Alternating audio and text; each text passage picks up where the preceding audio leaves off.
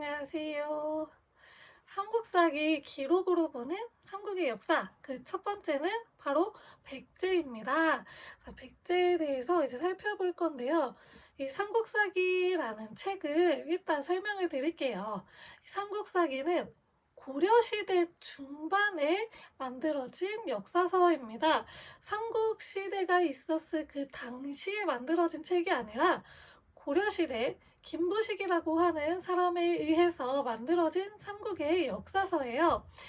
그 고구려, 백제, 신라 모두가 자신의 역사서를 만들었다고 하는 그런 기록은 있어요. 근데 그 책들이 아직까지 전해지고 있지가 않아서 그 책 안에 무슨 내용들이 들어가 있는지 정확히 다 100% 알지 못합니다. 그래서 우리는 이 삼국사기의 기록으로 삼국시대를 그려볼 수가 있는데요. 이 삼국사기는 현존하는, 그러니까 현재 존재하는 역사서 중에서 가장 오래된 역사서입니다. 그러니까 그 전에 만들어졌던 역사서는 모두 다 사라졌어요. 뭐 전쟁 때 소실이 되었을 수도 있고요. 아니면 너무 오래돼서 어디 파묻혀 있는데 우리가 그거를 발견하지 못했던 거일 수도 있어요. 아무튼 그래서 이 삼국사기 고려 중반에 쓴 고려 중기에 쓴 삼국사기가 우리나라에서 가장 오래된 역사책이 되었습니다. 그러니까 현재 존재하는 역사서 중에서 가장 오래된 책이 된 거죠.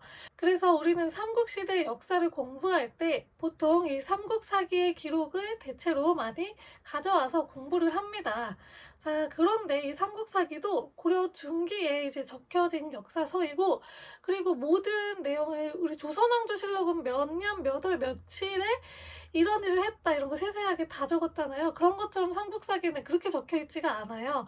그냥 몇 년에 뭐 몇 년, 뭐 봄에 뭘 했다, 왕이 뭘 했다 이런 식으로 되게 간략간략하게 써 있고, 심지어 매년 적혀 있는 게 아니고 비어있는 연도가 굉장히 긴 경우도 있어요. 그래서 그 삼국시대의 모든 기록을 우리가 다 알 수도 없고, 이 왕이 세세하게 뭘 했는지까지도 다 알 수가 없어서 이 고대사를 전공하시는 분들은 정말 대단하신 분들이라고 합니다.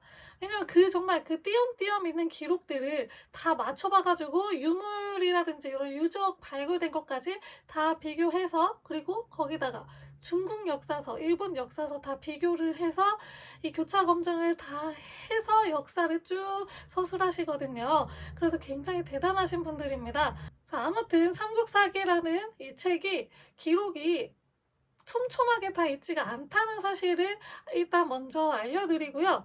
그래서 굉장히 비어있는 공간이 많아서 추정하는 것들이 굉장히 많아요. 그래서 사실 저는 옛날에는 그래서 고대사를 별로 안 좋아했었거든요. 왜냐면 기록이 너무 많이 비어 있다 보니까 빠지는 내용들도 많고 정확하지 않을 수도 있는 내용들도 있고, 그리고 막 추정해야 되는 내용들도 많다 보니까 별로 안 좋아했었다가 어느 날 그 삼국사기 백제본기를 보는데, 그거하고 이거를 이제 해석해 놓은 논문들이 있잖아요. 이걸 같이 교차해서 보는데 굉장히 재미있는 그런 얘기들이 많이 있는 거예요. 그래서 뭐 생각보다 너무 재밌는데? 라고 생각을 하게 됐고, 그래서 삼국사기를 더 읽어보게 되고 관련 논문도 더 찾아보게 되다 보니까 너무 생각보다 재밌는 얘기가 너무 많은 거예요. 그래서 백제의 역사에 관심이 생긴 거예요. 그래서 백제를 이제 삼국사기 기록을 보다 보니까 고구려하고 신라도 같이 조금씩 보게 되면서 점점 이 재밌는 이야기들을 하나둘씩 발견을 하게 됐어요. 그래서 이 영상도 이렇게 만들어 봤습니다. 그래서 먼저 백제의 역사부터 보도록 하겠습니다. 오늘은 이 백제 왕 중에서도 온조왕에 대한 기록을 살펴보도록 할 텐데요. 이 온조왕은 백제를 처음 이제 건국한 건국시조로 알려져 있죠.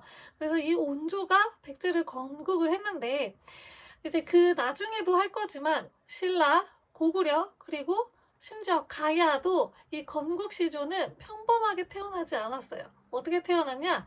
알에서 태어납니다, 모두. 그리고 굉장히 태어날 때 그냥 알에서 뿅 하고 태어났다기보다는 뭐 동물들이 이걸 깨지 않고 지켜주었다 막 이런 기록들도 있어요. 그래서 굉장히 비범하게 범상치 않게 태어났는데 그에 반해 온조는 그런 건국 신화가 없습니다. 온조는 굉장히 건국 신화라고 하기도 좀 그렇고 보통 설화라고 이야기하기도 해요. 그래서 온조는 알에서 태어나지 않았고 그냥 사람에게서 태어났다라고 서술이 되어 있어요. 자, 고구려, 신라, 가야 정말 작은 국가였던 가야조차도 건국 신화 아래서 태어난 건국 신화가 있는데 왜 백제의 온조왕은 건국 신화 아래서 태어났다는 건국 신화가 없을까요? 이거는 사실 그 당시에 이제 백제 사람들의 인식이 어떠했느냐의 문제인데요. 그러니까 이거를 우리가 그 백제 시대 사람들이 지금 없잖아요. 그리고 백제의 기록이 없다 보니까 정말 100% 정확한 이유는 몰라요. 근데 이제 연구하시는 분들이 계속 공부를 하시다 보니까 이런 이유에서 없지 않을까 추정한 게 있어요. 뭐냐면 일단 이따가 온조왕 건국신화 얘기를 해드릴 텐데요. 여기서 이제 고구려의 건국신화였던 주몽의 존재가 나와요. 그래서 온조왕이 주몽의 아들이다라고 하는 그런 건국신화 내용이 나오는데 그래서 아마 건국신화가 없지 않을까라고 이야기하기도 하고 또 하나는 백제는 그 고구려 위에 있던 부여라고 하는 나라를 이어받았다는 그 계승 의식이 굉장히 강해요. 그래가지고 이미 부여에 건국 신화가 있는데 굳이 우리까지 건국 신화를 만들어야 돼? 라고 하는 생각이 있었다는 거죠. 그래서 건국 신화가 없다고 하는 이야기도 있습니다. 뭐가 진짠지는 모르겠지만 이러한 이유들로 인해서 아마 백제는 아래서 짠 하고 깨어난 그런 건국신화는 없지 않을까라고 추정합니다. 이 삼국사기 온조왕의 기록을 가장 처음 시작은 이 온조왕의 건국 이야기예요. 백제를 어떻게 건국했는지에 대한 이야기가 나오는데요. 일단 온조는 주몽의 아들이라고 일단 나와요. 그래서 거기 졸봉부여에 한 여자가 살았는데 그 여자하고 결혼을 해서 아들 2명을 낳아서 그게 한 명은 첫째 비류고 한 명은 둘째 온조다라고 하는 기록이 나오는데 막 잘 살고 있었는데 나중에 고구려 할 때 하겠지만 주몽은 원래 졸본에 살던 사람이 아니고 부여, 그 위쪽에 부여라고 하는 국가가 있는데 거기서 정치적 싸움에 의해서 밀려 내려와서 졸본으로 도망쳐왔던 사람이었어요. 그래가지고 거기 졸본에 살고 있어서 거기에 고구려라고 하는 나라를 세웠어요. 그래서 거기서 이제 주몽이 고구려의 1대 왕이 되어서 비류와 온조를 낳고 살고 있었는데 그러면은 다음 왕은 누가 됐을까요? 1대 왕이 자기 아빠니까 비류하고 온조는 다음 왕은 이제 우리한테 돌아오지 않을까라고 기대를 하고 있었겠죠. 자, 그런데 이 주몽이 고구려에서 낳았던 아들이 한 명 건너옵니다. 삼국사기 이제 고구려 때 이거 할 거긴 하지만 삼국사기 기록에 이 아들이 부러진 칼을 가지고 와서 아빠의 칼하고 맞춰봤더니 그게 맞아서 아들인 게 확인이 돼서 주몽이 너무 이제 감격스럽잖아요. 자기 아들 생사도 모르고 살았는데 와가지고 자기가 아들입니다 아버지 이러고 왔으니까 얼마나 감격스럽겠어요. 그래가지고 그 다음 왕의 자리를 부여에서 내려온 그 아들한테 전해주게 됩니다. 자, 그러면 여러분 이제 비류와 온조는 어떻게 될까요? 비류하고 온조는 이 삼국사기 기록에 의하면 이 태자한테 받아들여지지 않을 것이 두려워서 남쪽으로 도망을 갔다고 해요. 그래서 남쪽으로 막 도망을 가서 정착할 곳을 찾아봤는데 비류는 그 지금의 인천에 미추홀구가 있거든요. 거기를 이제 추종하는 지역인데 그 지역에 가서 여기가 살기 좋다고 이야기를 해서 나 여기 살겠다고 이야기를 했어요. 근데 온조는 거기는 바다거든요. 그러니까 좀 이제 습하고 그리고 막 소금기 있는 땅이고 이러니까 별로 살기 안 좋을 것 같아서 다른 데를 막 이렇게 둘러봤더니 어디가 눈에 보이느냐? 지금 우리 수도 서울이잖아요. 거기에 크게 한강이 흘러요. 혹시 가보신 적 있으세요? 거기 그 한강을 보니까 여기가 딱 사람 살 곳이구나라고 생각을 해서 여기에 자리를 잡았다고 합니다. 그래서 비류는 바다, 이 온조는 강에 자리를 잡아서 서로 이제 조금씩 나라를 만들어서 살기 시작을 했대요. 그때 이제 온조가 만든 국가는 처음에는 백제국이 아니었고요. 십제였대요. 십제라는 나라를 세워서 살고 있었는데 어느 날 이제 비류가 온조 자기 동생이 세운 국가에 와서 구경을 해보니까 아, 이거구나.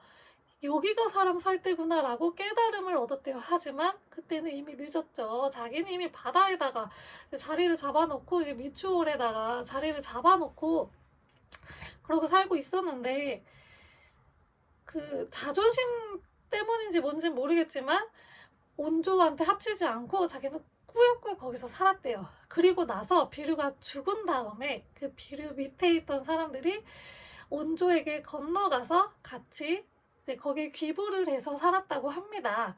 그래서 온조가 이제 만백성이 너무 즐거운 국가다라고 해서 이름을 백제라고 고쳤다고 이야기를 합니다. 이게 이제 백제 건국 신화인데요. 건국 신화 설화라고도 하시는데 이제 건국 신화 이야기입니다. 자, 근데 이 백제의 건국 이야기는 이거 하나만 있는 게 아니에요. 그 삼국사기 기록에 보면은 하나가 더 있어요. 한국사 데이터베이스에 들어가셔서 삼국사기 기록을 보시면 온조 때 기록을 딱 검색을 하면 처음에 이제 뜨는 기록이 이 건국에 관한 기록이거든요. 거기에 보면은 이 얘기 하나만 있는 게 아니고 하나가 더 있어요. 그게 뭐냐면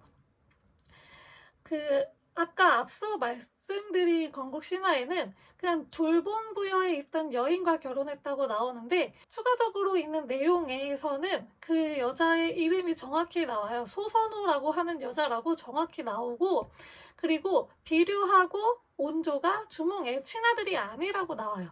그러니까 소선우가 기존에 이미 결혼을 해서 아이를 낳았던 상태였던 거예요.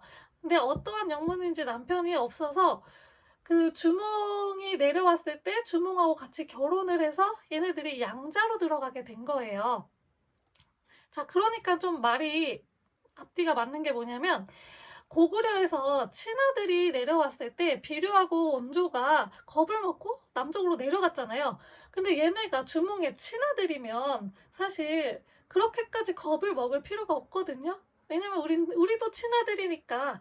근데 얘네가 친아들이 아니고 양아들이니까 버림받을 게 두려워서 내려갔다는 게 좀 성립이 돼요. 그래서 학계에서는 이 온조하고 비류가 주몽의 친아들이 아니고 양아들이라고 이렇게 추정을 하고 계십니다.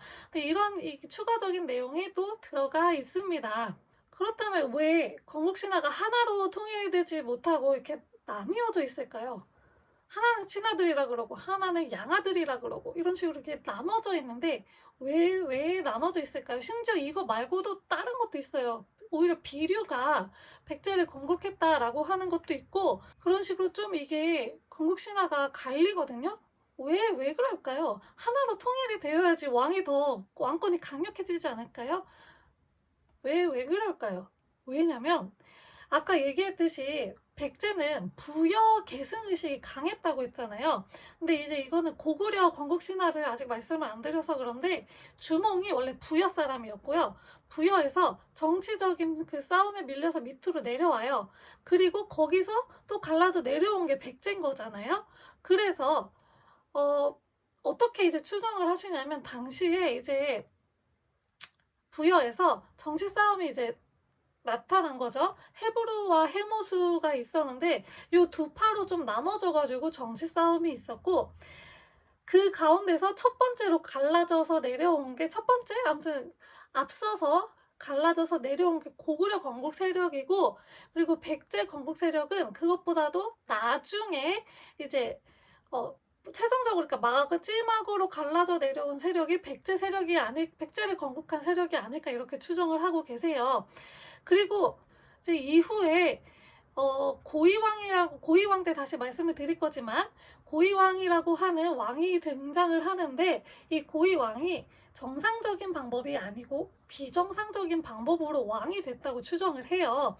그래서 이 비정상적인 방법이란 정변을 뜻합니다. 그래서 정변으로 왕이 돼서 이 건국 신화를 그동안은 손을 안 대도 됐었지만 얘는 건국 신화를 좀 손볼 필요가 있었던 거예요. 그래서 그 해모수, 동명, 그리고 온조 이렇게 이어지는 초고왕계가 있고요. 그리고 해부르, 우태, 그리고 비류, 고이왕 이렇게 이어지는 또 고이왕계가 있는 거예요. 그래서 고이왕이 이 어쨌든 정변 세력이니까 세력이 한번 바뀌었잖아요. 왕계가 바뀐 거잖아요. 그래서 그걸 좀 정당화하기 위해서 그 건국 신화를 건드려서 이런 일이 발생하지 않았을까라고 추정하고 계십니다. 자, 여기까지 이제 건국에 대한 이야기였고요. 이때 백제를 세웠잖아요. 자, 여러분 한국사 공부하신 분들 잘 생각해 보세요. 백제 하면 떠오르는 지도 한번 떠올려 보세요.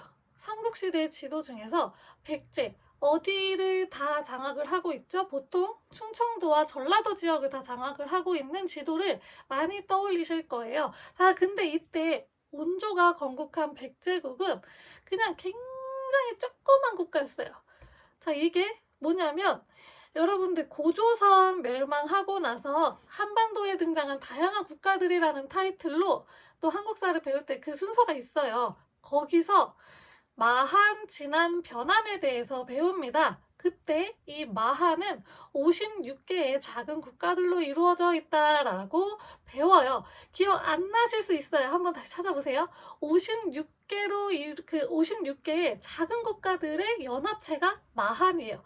그 56개의 그 작은 국가들 중에 하나가 바로 백제국이었고요. 그래서 굉장히 쬐끔했어요.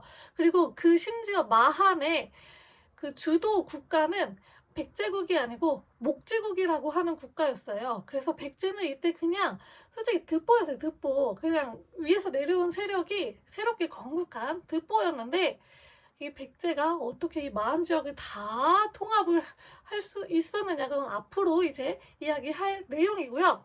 자, 이제 왕이 된 온조 무엇을 했는지 기록을 또 같이 보도록 하겠습니다. 이 원년 여름 5월에 동명왕 그 사당을 세웠다라고 이야기를 해요. 한국사 조금 공부해 보신 분들이라면 이 동명왕에 대해서 좀 생각해 보실 거예요. 동명왕이 고구려 건국왕도 동명왕이라고 이야기해요. 주몽을 동명왕으로 이야기하는 경우도 있는데 동명왕은 부여의 건국왕도 동명왕으로 이야기를 합니다. 자, 그래서 여기서 말하는 동명왕은 아마 부여의 동명왕을 이야기하지 않을까 싶기도 하고 고구려의 동명왕이라고 이야기하시기도 합니다. 사실 몰라요. 그래서 이때 그 동명왕의 사당을 세웠는데 근데 그 건국 이야기에서 제가 얘기를 안 한 게 하나 있는데 당시에 이제 백제가 부여를 이 계승한 나라라는 인식이 강했다고 했잖아요. 그래서 당시에 성씨 있죠. 그 김씨, 박씨, 이씨 이런 성씨, 이 성씨를 부여씨라고 정했다가 그러니까 왕족의 성씨를 부여씨라고 정할 정도로 굉장히 부여 계승 의식이 강했다고 해요.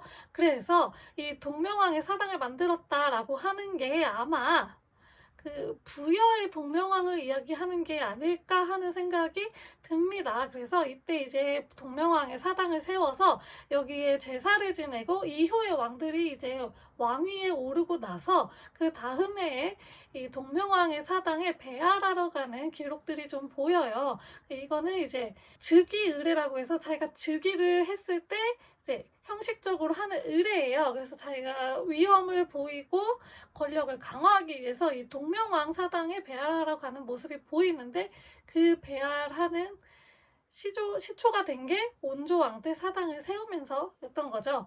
자, 그리고 나서 그 뒤로 또 기록을 넘어가 볼게요.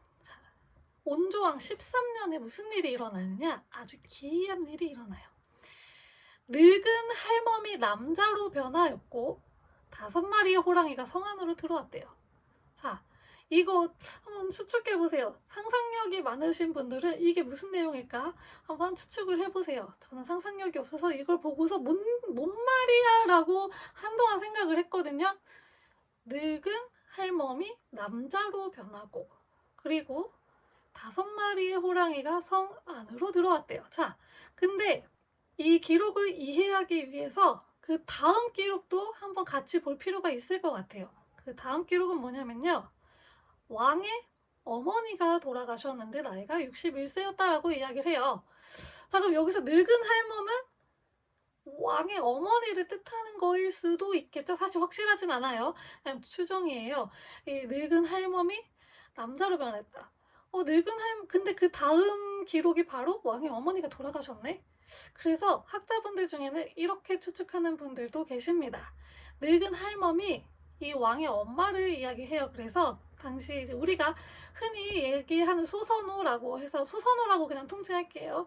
그 소선호가 자기가 남자가 되었다라는 거는 당시에 왕은 남자만 할 수 있었죠. 그래서 왕의 자리를 넘보았다라고 추측을 하기도 하십니다. 근데 그래가지고 이제 성 안에 5마리 호랑이가 들어왔다는 거는 이 호랑이 토템을 믿는 부족들을 데리고 해서 이 소선호의 반란을 진압했다라고 추정을 하시기도 합니다. 하지만 이것도 이제 뭐 확실한 게 아니고요. 또 하나 또 주장하시는 게 뭐냐면 당시에 이제 무당을 남자도 무당이라는 직업을 가지기 시작했다라고 추정을 해요. 늙은 할멈이 남자로 변하였다.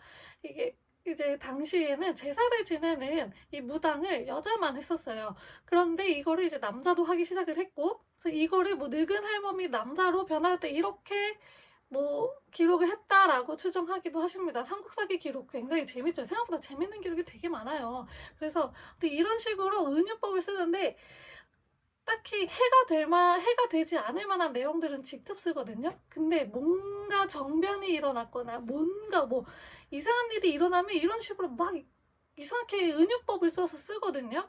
비유법을 써갖고 그래가지고 이런 기록을 삼국사기에서 본다 그러면 이 해에 뭔 일이 있긴 있었던 거예요. 그래서 그렇게 그냥 생각을 하시면 돼요. 그래서 소선호가 왕이 되려고 마음을 먹어서 뭔가 반란을 일으켰나 라고 생각하는 게 저는 더 재밌어요. 그래서 아마 그랬을 것 같기도 하고, 그래서 다음 기록에 왕의 어머니가 죽었다라고 하는 게 이때 반란이 진압당하면서 뭐 어떻게 되지 않았을까라고 추정하기도 합니다. 하지만 뭐 100% 정확한 건 삼국사기 기록엔 없습니다. 왜냐면 이거에 대한 해석도 없고 백제 자체에 대한 기록 자체에서 이제 쓴 기록도 없기 때문에 몰라요. 아무도. 정말 아무도 모르고요. 그래서 온조는 다짐을 합니다. 지금 나라에 이상한 일이 막 일어나잖아요. 늙은 할멈이 남자로 변하고 호랑이가 성 안으로 들어오고 그리고 막 어머니도 돌아가시고 안 좋은 일도 겹치고 이러니까 지금 있는 곳이 땅이 안 좋은가 보다. 도읍을 옮겨야겠다라고 생각을 합니다. 그래서 결정한 곳이 한수의 남쪽이라고 합니다.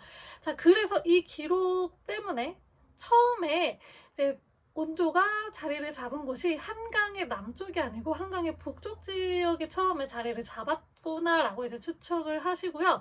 그리고 나서 이때 이제 그 한강의 남쪽으로 자리를 옮기면서 위례성을 정비하지 않았을까라고 생각을 합니다. 그래서 우리가 알고 있는 위례성, 뭐 풍납토성이랑 몽촌토성 이쪽이 이제 초기 도읍지로 추정이 아주 강력하게 추정하고 있는 곳인데 이거를 이제 이때 옮겨서 정비를 시작하지 않았을까라고 이제 생각을 합니다. 그래서 온조왕 즉위 15년에 이제 궁궐을 짓는데요. 기록에 딱 이게 나옵니다. 검소하되 누추하지 않고 화려하되 사치스럽지 않았다. 되게 검소하게 지었지만 누추하게 없어 보이게 짓지는 않았고요. 화려해 보이지만 사치스럽게 보이지는 않아요. 굉장히 고급스럽게 궁궐을 지었다는 거죠. 그래서 이거를 거미불루 화이불치라고 백제의 이제 대표적인 백제를 칭하는 아주 좋은 단어가 여기서 이제 등장을 하게 됩니다. 그러니까 백제를 설명하는 단어예요. 백제는 정말 검소하지만 누추하지 않았고 화려하지만 사치스럽지 않은 그런 모습들을 보여줘서 굉장히 아름다운 문화를 향유했다고 합니다. 그게 이제 여기서 나오게 되었습니다. 자, 이 온조 25년에 무슨 기사가 나오냐면 왕궁에 우물물이 막 넘쳤대요. 그리고 민가에서 말이 소를 낳았는데 몸이 두 개인데 머리가 하나래요. 그러니까 머리 하나에 몸이 둘이었단 소리예요. 그래서 이게 어떤 의미일까 이제 얘기를 하는데, 우물물이 갑자기 넘친 것은 대왕께서 우뚝 솟아날 징조고, 머리가 하나인데 몸이 둘인 것은 대왕께서 이웃 나라를 정복할 조짐이다. 그러니까 이 틈을 타서 이게 이제 진한과 마한을 정복할 그 좋은 징조라고 이야기를 해줍니다. 아까 얘기했듯이 백제는 마한의 56개 소국 중 하나라고 했죠. 여러 가지 소국이 되게 많을 거 아니에요? 거기를 온조가 점령할 징조다라고 얘기를 한 거예요. 자, 그래서 그 다음에 26년 기사에 마한을 습격을 해서 마한 그 구국을 병합을 하고, 27년 기사에는 마한을 점령했다. 그러니까 마한이 드디어 멸망했다라고 하는 기사가 나옵니다. 여러분, 이거 진짜일까요? 진짜일까요?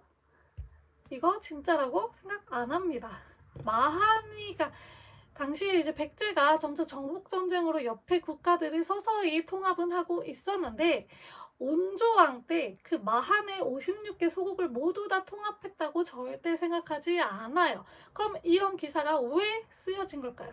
그러니까 이 당시 백제 당시에 쓰여진 기사가 아니에요, 이거는. 그래서 그 백제 역사서도 백제 그 온조왕 때부터 쓰기 시작을 한 게 아니고, 보통 이제 백제 역사서를 국가 차원에서 집필을 하기 시작한 거는 근초고왕 때부터라고 이제 이야기를 하거든요. 그러니까 온조왕 때에는 이거를 역사서로 남겨놓지를 않았던 거예요. 그래서 나중에 이제 쓴 거잖아요. 그래서 이 온조왕의 권력을 보여주기 위해서 일부러 이런 기사를 쓴 거라고 추정을 합니다. 이 학자분들은 마한 전체를 이제 통합하고 정복한 거는 고이왕 또는 근초고왕 때로 추정을 하세요. 그렇기 때문에 온조왕 때는 절대 아니라고. 그리고 온조왕은 이제 막 건국해가지고 쬐끄만 나라였는데 25년에 그 꿈을 꾸고 그걸 다짐을 한 거잖아요. 근데 어떻게 2년 만에 거기에 다 통합을 해요? 말이 안 되죠. 그래서 이거는 절대 믿지 않는 기사라고 이야기하십니다. 자, 그리고 온조는 28년에 자기 아들이었던 다루를 2대 왕으로 세우려고 태자로 이제 삼습니다. 그리고 31년에 남부와 북부를 만들고요. 33년에 동부와 서부를 만들어서 오부제를 시행을 하게 되었습니다. 그리고 41년 기사에는 그 위례성을 수리하기 위해서 15세 이상의 남성들을 징발했다라고 해서 이때 요역이 15세 이상의 성년 남자에게 해당이 됐던 내용이구나라고 이제 알 수가 있습니다. 그리고 온조는 즉위 48년이 되던 해에 이제 하늘나라로 가게 되었습니다. 자, 여기까지가 이제 온조에 대한 기사였습니다. 그 시대의 기록도 없고 막 해가지고 정확하지 않을 수도 있고 후대에 쓰여진 거잖아요. 그래서 좀 과장된 면도 있고, 그리고 왕의 권위를 위해서 없는 얘기까지 막 지어내서 아까 마한을 전체를 다 병합했다고 했잖아요. 그런 얘기들도 이제 집어넣고 해가지고 왕의 권력을 좀 보여줘서 백제라는 국가가 굉장히 강한 국가다라는 것을 보여줘서 왕권을 강화시키려고 했던 모습도 이제 보여지죠. 이 삼국사기 기록이 재밌는 기록이 앞으로도 더 많이 나올 거예요. 그래서 앞으로도 계속 시청해 주시면 너무 감사하겠습니다. 자, 그 다음 시간에는 무엇이냐? 2대 다루왕이 올랐죠? 다루만 보지 않고요. 다루, 기루, 게루 이 세 명의 왕에 대해서 살펴보도록 하겠습니다. 자, 여기서 한번 생각거리를 제가 넘겨드려야겠죠? 다루, 기루, 게루 모두 루자로 끝나죠? 이게 어떤 의미를 가질까? 어떤 의미가 있다고 추정하실까? 한번 잘 생각해 보세요. 감사합니다.